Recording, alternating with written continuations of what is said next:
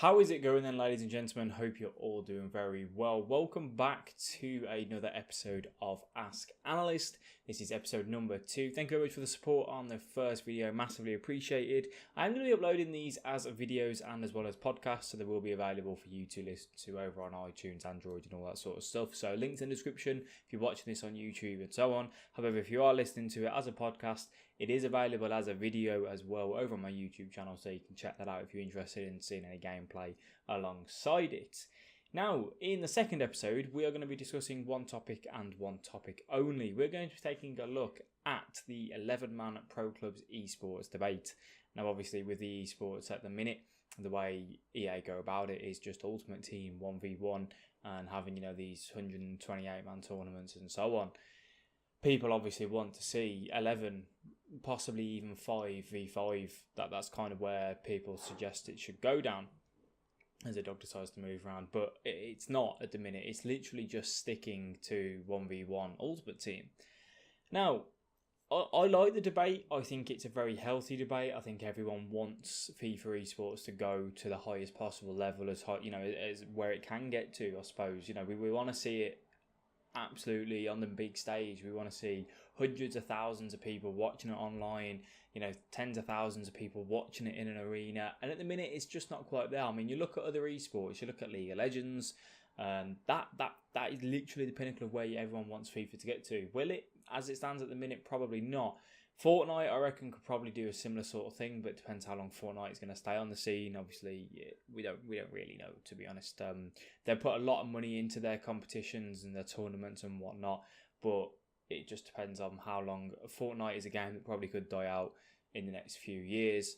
It depends what they do to kind of keep it fresh. But then again, they've been saying about the League of Legends as well, and that's sticking around. But anyway, I won't go into that in too much detail. Now, my personal opinion on this debate is it will never work. It will never happen. Now, I think most people tend to go with, you're only saying that though because you're a competitive player, you want to obviously be a professional FIFA player and so on. I'm looking at it from the point of a business perspective. Who is going to literally go out there and have an 11-man pro club team and pay for flights, hotels, all that sort of stuff? Who's going to pay their wages? Who's going to? It's not feasible. It's not going to happen. Now, if you kind of pulled it down to 5v5, possibly, I think that could work. I genuinely think that over the next few years possibly could come into it. But 11v11-man pro clubs is literally not going to happen. And you think about the prize pool. What are EA going to have to make it for me to go, yeah, I want to share that with another 10 guys? The way they are at the minute is 20 grand per tournament, sharing that with 11 people. It's not really worth your time. If you win the 250 grand, the big tournament, end of the year, then that's okay. That's decent. But is it feasible? Is it going to work? No. I mean, I'm just looking at. I got this up via a Reddit post actually. It's just said, since we know Pro Clubs 11-11 isn't going to be made in eSport EA, why not make an 11v11 foot one? Again, that is something that the debate isn't right. Here's Pro Clubs, here's Ultimate Team. What makes more money? The debate is, you want to see competitive FIFA, and 11v11 gives you that. It definitely. The communication that teams would have to have, just seeing the different personalities clashing, the goalkeeper makes a mistake, or the right back or striker misses an open goal, that sort of stuff, that reaction for those 10 other guys and the manager, what's going to happen, it'd be very, very interesting. Whereas when it's just the one guy, if he makes a mistake, it's just on him. If he makes a mistake, he's going to affect 10 other players. That would be absolutely fantastic. It's not about whether Ultimate Team brings in the money, so that's where their attention is. Because that's a separate debate in itself. Ultimate Team does make the money. We all know that. The thing is, EA have got to look at it from a point of, well, how are we going to afford this if we made pro clubs or we made an 11v11 esports scene? You put it onto Ultimate Team, brilliant. EA is still going to make money from packs and whatnot. However, how are they then going to be going, right, how many teams are we going to need to make an interesting tournament? I don't know, 16, so you can have 16 of 11 players each. It's just not going to happen. Like, full stop, it's not going to happen. And by that point, you get there and it's like, right, our prize pool then, what's it going to be? What do we need to get it at for it to be interesting for anyone to actually participate? I mean, myself, if I was saying what you said to me, 11v11, how much do you want to win? Well, how much money do you want to make from winning this tournament where you had to win, I don't know, 20 games of FIFA. Well, I want a few zeros there. Put it that way. I don't just want to make a grand. You're going to want to make in excess of 10,000. 5,000 maybe if it's a little one, but for these big tournaments that EA produce, and there's only a few a year, it's not like they come around every weekend or once every 2 weeks. There's a few a year. It's just not a feasible option. I don't think that if you did that, the way it is at the minute with the money that is spent on FIFA Esports, I don't think people could be pro players. I don't think it could really work. And the amount of time you'd actually have to spend more into scrimming, getting all the 11 players together, then you're probably going to have a look at having a team house where they're going to live, or are going to live in London. Okay, and then we're going to start paying rent. It just literally, people just think that it's going to happen like, just get 11 players together and just get them play against each other. The only way I could see it happening in the next year or two is if it is a 5v5 version of pro clubs. That I would love to see, and I'd love to take part in that. I think that'd be really, really good, really interesting. Then that's when coaches, managers, they really start to play a role on, right, I'm gonna coach you to this, I'm gonna manage you to this, I'm gonna tell you what you're doing right, what you're doing wrong. They're the ones that pick the team sheet. You might have a couple of subs.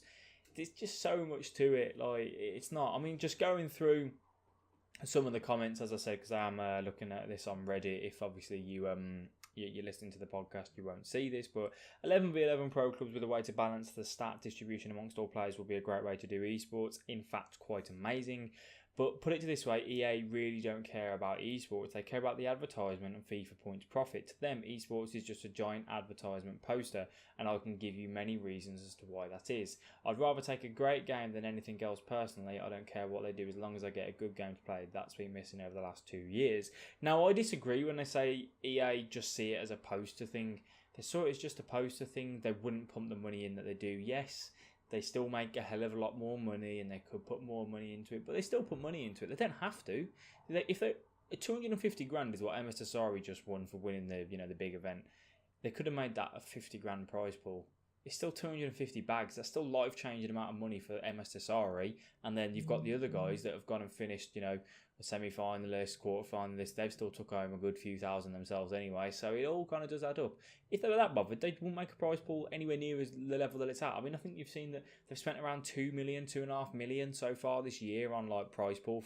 And then you've got to think about the hotels. I think EA pay the hotels and flights. So you got to look at that and go, well, it's not just a poster thing. Next comment we had there from Moonboy. Mooney Boy. I will put this in the description box if you are interested in going over to the Reddit post. You might just want to put your thoughts on it there as well. 11v11 will be too hard, but I tend to agree it will be awesome, much like NBA 2K teams. I think some guy on a podcast made a point about incorporating teams into your ultimate team, where you can collect points for your team clan by playing normally, and then you can use it to buy like players for a pro foot team. I think that was on Brandon and Richard's podcast, actually, if I remember correctly. The Foot Champions podcast, I think, or the Foot Weekly pod. I can't remember, but yeah, it was on there somewhere. I did have a listen myself. He's saying about how 11v11 will be too hard. I completely disagree. You take a look at some of these very, very good pro clubs teams. Obviously you have the VFL League and whatnot, and people love them. Absolutely love them. The community over there they're die-hard fans. You know what I mean? They turn up on Monday, Wednesday, Friday, and they play their games. They have a season and they keep track of their points. Like, they're proper die-hard, and they do that fantastically. They are very good FIFA players on pro clubs. I mean, they'd wipe the floor with any. If you got 11-man pro players from Ultimate Team, they'd wipe the floor with them. They'd wipe the floor with them. It's all about the communication, and I don't think it is too hard. I think they do a very good job of doing it. For me, it would just be a very, very interesting thing to see from a watching perspective. If you could see, you look at League of Legends again, I go back to it because I think they're up there for this is who you want to copy. The way they do it is if you could have 5 players on a team on FIFA, how fast, it would just be so entertaining to watch. Imagine the likes of Kurt, Gorilla, and Shells, and Tass, and Dragon all on the team together. Just imagine that. That would be, it's so funny. Yeah, I mean, something goes wrong, Kurt would be kicking off. It would be interesting to watch. That is for sure. But mainly just to kind of cover up, I would say, yes, 11v11 isn't going to come to FIFA Esports.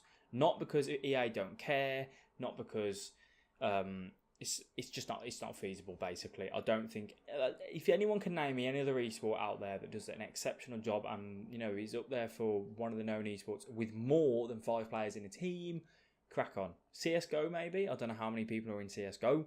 COD isn't. COD's 4v4 I think.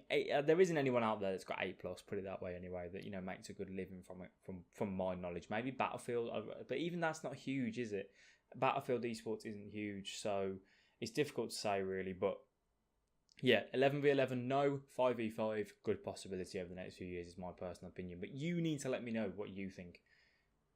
Do you think it could come 11v11, or do you think 5v5 is the way forward? And if so, would you do it in Ultimate Team and have an Ultimate Team Pro Clubs game mode, or would you just do it straight up in Pro Clubs?